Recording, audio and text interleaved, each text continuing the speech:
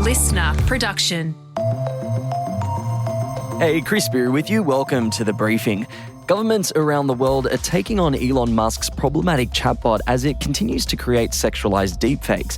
And while blocks and new laws are being floated, what does this latest controversy tell us about one of the world's most powerful men? The thing about Elon is that he has so many fronts to defend his empire on, and Grok and X is the latest thing. I would say is particularly dangerous because of how unpredictable AI is and how hard it is to control some aspects of these chatbots if they spin out of control. That deep dive into the latest with Grok is coming up in the second half of this episode. First, though, let's get into the headlines with the birthday girl herself, Sasha Barbagat. It's Thursday, the 15th of January.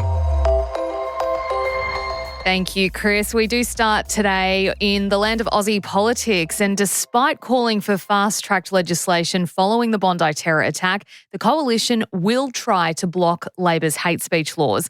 Liberal sources say there is division within the party on some of the key legislation within the wide-ranging bill, particularly around free speech as well as the rushed nature of the laws.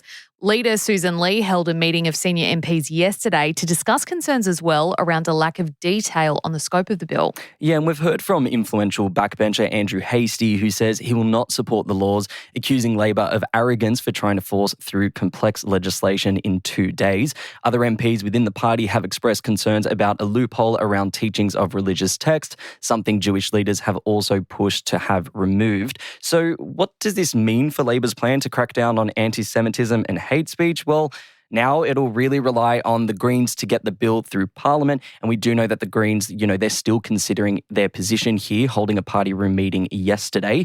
Word is they do want to see the amendments to the bill around freedom of political expression. Yeah, and as to what happens next, the shadow cabinet will likely meet on Sunday to discuss its position. Now, what we've talked about here is all sources and leaks and details coming through out of Canberra. They haven't actually formalised that position that they will not vote for the bill, but we can expect that to come ahead of when Parliament sits for the first time in 2026 on Monday.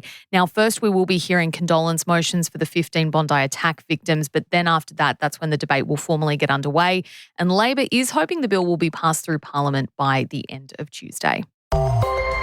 Overseas now into Iran, where authorities say they will fast-track the trials and executions of protesters involved in anti-government rallies that have swept the country. It comes as a 26-year-old shopkeeper arrested last week for allegedly taking part in protests in the capital Tehran is due to be publicly executed today. Human rights groups and relatives of Irfan Soltani claim he was denied legal counsel and tried within 2 days as they call on the international community and Western leaders to intervene. Soltani is believed to be the first person sentenced to death in connection with these protests. Meantime, we are hearing reports that security forces are conducting door-to-door searches to hunt down users of Starlink in an effort to stop protest videos reaching the outside world. Information has been extremely difficult to come across for foreign media outlets, Chris, because there has been this crackdown, this block on telecommunications, including the internet.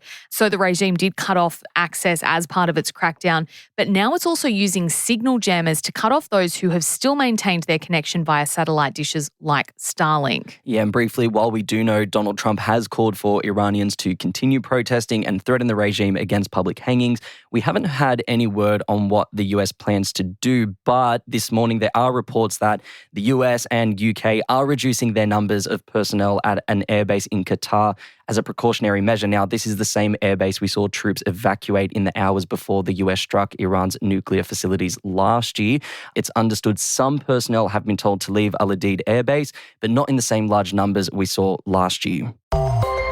Staying overseas but heading to the US now, where the country's quest to take control of Greenland is ramping up, with Vice President JD Vance and Secretary of State Marco Rubio meeting with the foreign ministers of both Denmark and Greenland. Now, the talks at the White House are reported to have lasted an hour and were held behind closed doors, Chris. No details have emerged just yet about what was said, but earlier we did hear from Donald Trump, who in a Truth Social post said the US needs the Danish-controlled territory for, quote, national security. He also called on NATO to help get it done to avoid it falling into the hands of Russia or China, and that anything less is, quote, unacceptable. Trump's demands have consistently been rejected by European leaders, including those of Greenland and NATO member Denmark. Now, briefly, we have seen some developments in this space. We've heard from the Danish defense minister who confirmed that there will be a more permanent and larger military presence in Greenland. He didn't confirm the countries that are contributing, but reports this morning suggest that we'll see military support from Germany, France, Sweden, and Norway in the form of planes, ships, and soldiers moving in on the region. So some of the analysis this morning, Sash, is that this whole play by Donald Trump saying that we want to control Greenland is very much something that he's done to ramp up pressure on European countries and NATO allies to, commit more resources to the region to protect this, what is ultimately a very strategic country for the US and for NATO allies. Yeah, and look, the question remains, why is Greenland this huge, important strategic location? I mean, its position in the Arctic means that it is well placed for monitoring and early warning systems in the event of a missile attack. And that, of course, is in relation to both Russia and China. Now, we did deep dive this on the 7th of Jan. Trump versus Greenland Explained. It's a really great listen if you want to get across everything. You can check that out. We'll put the link in the show notes. Back home now, and the details of both current and past school students in Victoria have been leaked in a major data breach. The state's education department has confirmed the breach, saying the names, email addresses, school names, year level, and encrypted passwords of students have been accessed by hackers. No other info like dates of birth or home addresses have been compromised. The government is investigating the incident but says the point of the breach has been identified and safeguards have been put in place. Parents have reportedly been notified of the hack via email. We're getting more and more stories of these, Chris, where it's like, oh, this has been hacked. This, medical institution has been hacked.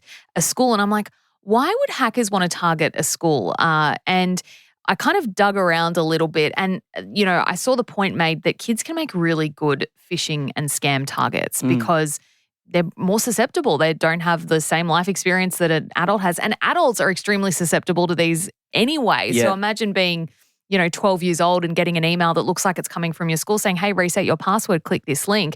It made me think of here at work and other organizations do this where they actually test their employees by sending out fake phishing emails. What do you mean? I thought I got a pay rise from the CEO. Dear Chris, congratulations. Yes. I was wondering, and I don't have the answer, but are schools doing the same thing? Is that education actually happening? And if it's not, it really should be, because we're seeing now that schools are being targeted by hackers. And an Aussie amateur has beaten a field of competitors, including Yannick Sinner and Carlos Alcaraz, to win $1 million at the Oz Open's newest event. Jordan Smith taking out the 1-point slam in front of a packed Rod Laver Arena last night, downing world number 117, Joanna Garland. Oh my goodness me! He's won $1 million! Jordan Smith's family have lost their mind up there in the crowd. Yeah. Oh, that is awesome. That's so cool. What on earth is this new comp, I hear you asking, dear listener? Well, the concept is pretty straightforward. So amateurs, wildcards, and celebs go up against pro players in matches that are won by a single point. Win and you advance, lose and you're knocked out. Obviously, this isn't part of the actual Australian Open. It's just part of the festival of tennis that happens in January. And it's new. This is its first year. So last night we saw Andy Lee, Karl Stefanovic and Bailey Smith, among others, facing off against the likes of Coco Gauff, Naomi Osaka and Daniil Medvedev. But the night belonged to Sydney-sider Jordan Smith, as we heard, who even managed to quote-unquote beat Yannick Sinner on his path to glory after the two-time AO champ whacked his first serve straight into the net. Oh, my goodness! The champion has fallen! You are kidding. You've just beaten Yannick Sinner.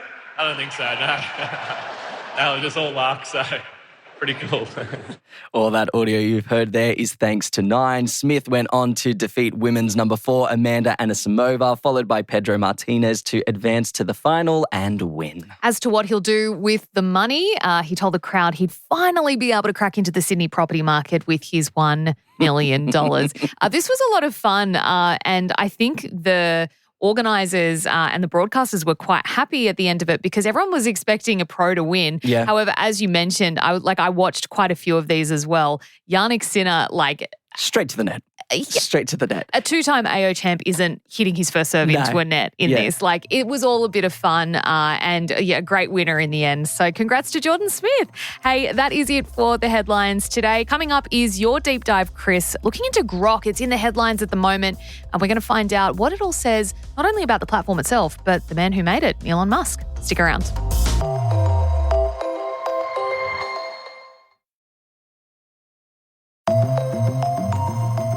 Elon Musk's AI chatbot Grok is once again in hot water.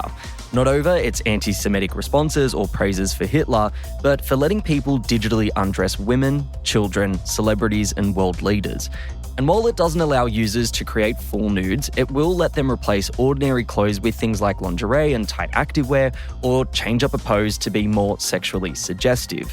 Now, Grok, like most AI models, has been able to turn text into images for a little while now, since 2024 specifically, but an update in December last year ramped that function right up, and it's being used in a bunch of different ways. Some have been using it to remove pimples or people from pictures, while others have been using it to strip kids as young as 10 of their clothing. It's being investigated by the eSafety Commission here in Australia. The EU's looking into it. The UK will be introducing new laws to crack down on it, while Malaysia and Indonesia have become the first countries in the world to ban the chatbot over it.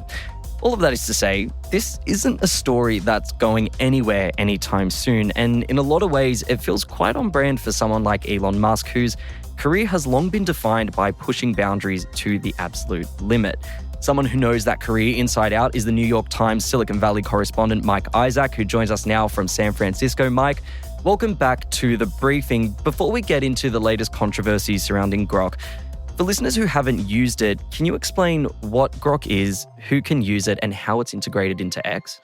Yeah, so it's basically Elon Musk's version of a chatbot. At this point, you probably come across ChatGPT, if not used it already, or Anthropic has what's called Claude, which is another chatbot.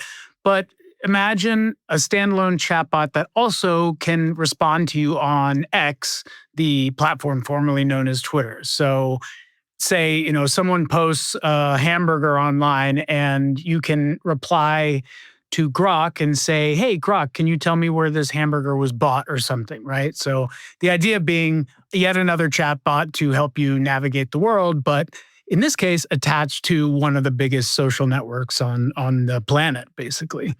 I do want to talk about these deep fakes and the images that it's been generating. X says it's taking serious action against people using Grok to generate sexual deep fakes in particular, especially the ones involving children. And they say they're removing them and suspending accounts permanently that post them.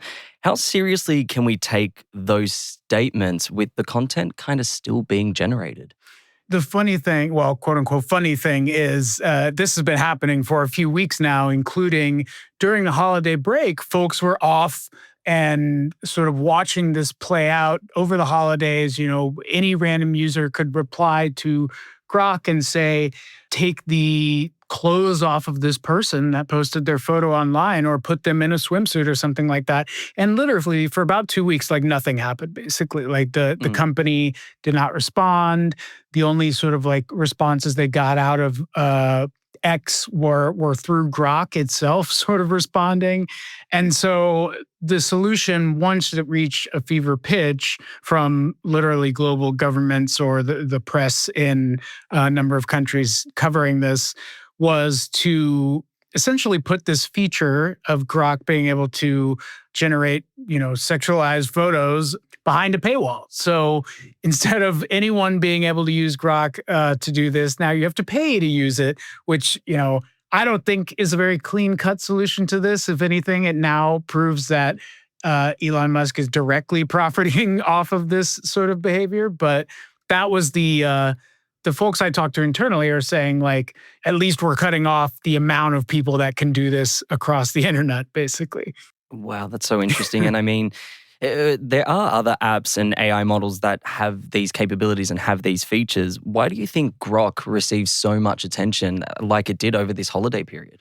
Yeah, it's a great point. And this technology is advancing pretty quickly in certain ways. And different companies have approached the problems that come with it in different ways. You can look at Google or OpenAI that really are concerned about brand reputation and put strict guardrails around certain types of content, and violence or sex or drugs are pretty much gated off, and they are aware enough to say, like, this is stuff that could damage our brand.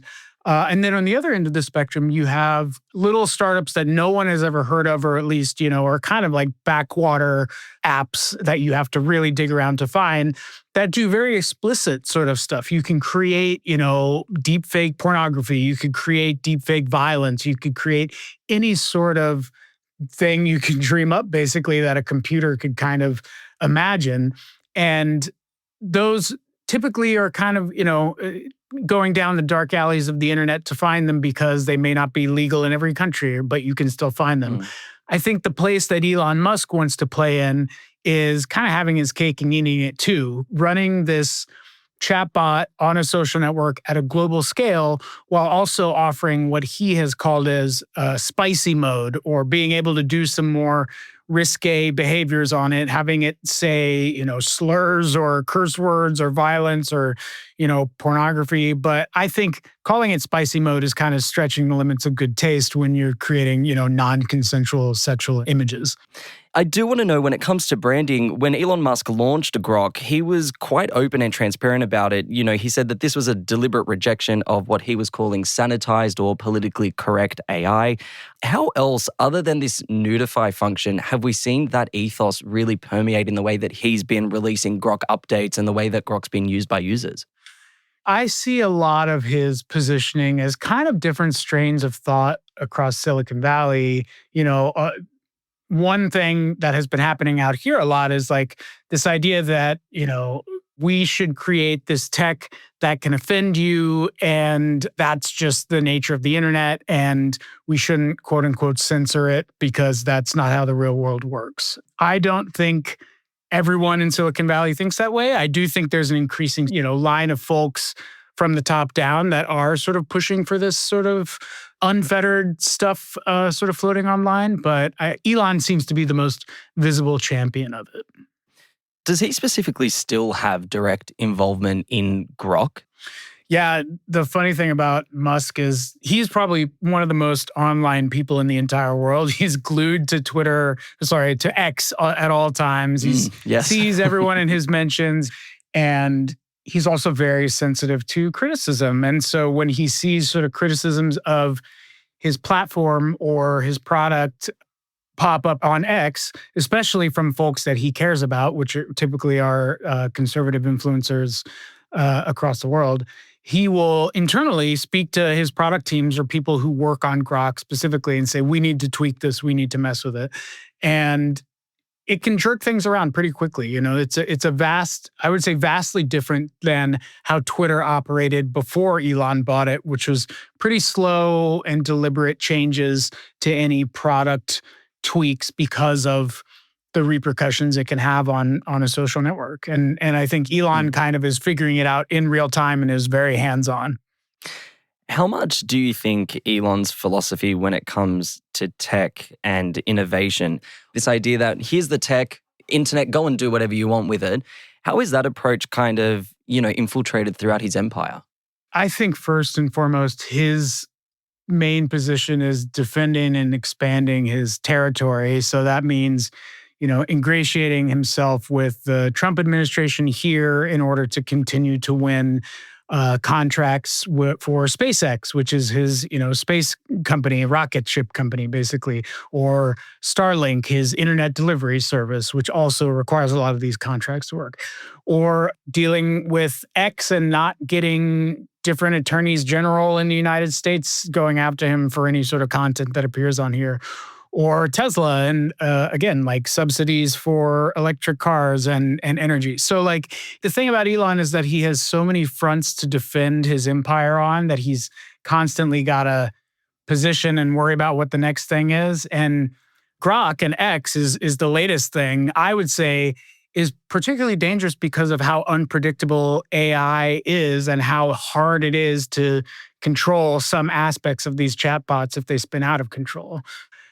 But, Elon believes that, or seems to believe that this is like the future of where tech is going, and seems to also believe that it can threaten mankind if the robots take over in the sort of Terminator doomsday scenario. So, his philosophy is that if someone is controlling this advanced tech, it should be someone benevolent like himself rather than someone who's doing ill with it, I guess. Well, which leans perfectly into my final question, which is, what other tech is he working on or releasing that we should be keeping our eyes on? But one I kind of want to niche in on the back end of your answer there is Neuralink. I mean, that's something that he said he has a long-term vision for. He wants to combine human consciousness with AI. He's floated the idea that this technology eventually could give us superhuman capabilities. What's his end goal? The Neuralink stuff, which is, as you point out, this idea of like fusing tech with humans and quite literally putting things into our brains and sort of like chips and making us sort of indistinguishable from computers.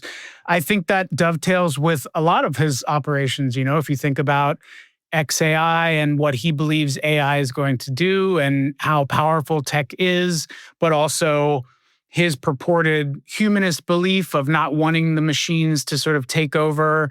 All of this kind of goes together. And I think his philosophy, and there are competing philosophies in the Valley, but his philosophy is we have to build it and, succeed in order to control it and have us not be enslaved by it, essentially, which sounds crazy and hyperbolic. And often I do think it's pretty crazy and hyperbolic, but that's, I think, for better or worse, this is how a lot of these guys think. And they're not alone, Musk still has a bunch of acolytes around the world who think he's brilliant and the second coming and what he's doing is worthwhile. So, and the fact that he's happens to be the richest person on the planet also means that he can make these things, or at least try to make these things come into being. So we have to sort of take him seriously, even if some of the things he's doing are fundamentally unserious sometimes. Mike, thanks so much for joining us on The Briefing. Thanks for having me. That was the New York Times Silicon Valley correspondent Mike Isaac speaking with me there. And that is it for this episode of The Briefing. If you enjoyed this episode or you got something out of it, why not flick it over to a mate? And while you're there, leave us a cheeky rate and a review. I'm Spyrou. I'll catch you next time.